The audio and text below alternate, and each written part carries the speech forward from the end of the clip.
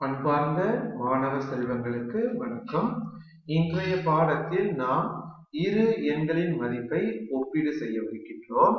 அப்படி ஒப்பிடுவதற்கு முன்பாக நாம் குறியீட்டை பார்ப்போம். முதலாவது குறியீடு பாத்தீங்கன்னா இப்படி, சரிங்களா? இதான் அந்த குறியீடு, சரிங்களா? இதை நம்ம என்ன சொல்றோம்? விட சிறியது. அப்ப நம்ம இங்க இருந்து பார்க்கும் பொழுது இந்த பகுதி சிறியதா இருக்கு, இந்த பகுதி பெருசா இருக்கு இல்லையா? அப்ப இது விட சிறியது.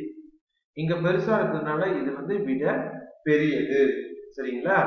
இப்ப நம்ம இரண்டு எண்களை ஒப்பீடு செய்ய போறோம். முதலாவது எண் பாத்தீங்கன்னா நம்ம முதல்ல கால்குலேட் படிக்கிறதுக்கு இலகுவாக இருக்கும். 23,456. இங்க பாத்தீங்கன்னா 34,566.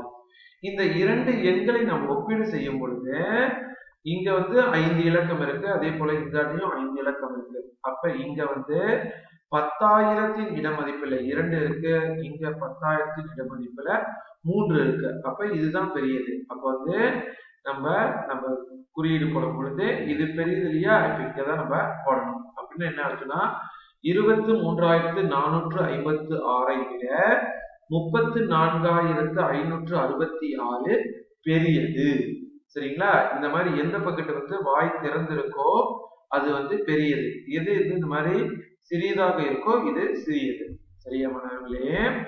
அடுத்து உதாரணம் பார்ப்போம். 50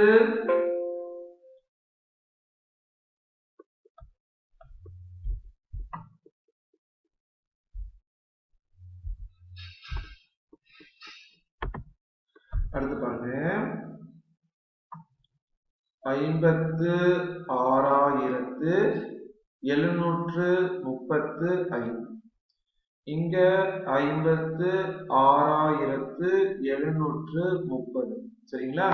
சோ இங்க பார்க்கும் பொழுது இரண்டு எண்களை நம்ம ஒப்பிட்டு குறியிட போறோம். சோ எந்த எண் பெரிய மதிப்பு, எது குறைவான மதிப்புன்னு பார்க்கணும், சரிங்களா? சோ நம்ம பார்க்கும் பொழுதே நம்மளுக்கு தெரியும் 56,735. இங்க 56,730.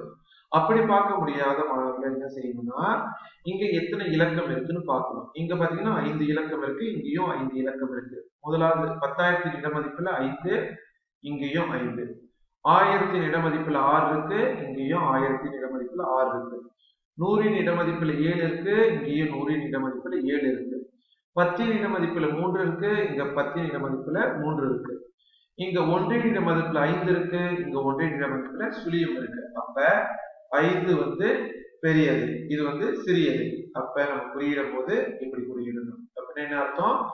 56,735 56,730 விட பெரியது, இது பெரியது, இது சிறியது. இது பெரியதுனாலதான் இந்த பக்கெட் பெருசா இருக்கு, சரிங்களா?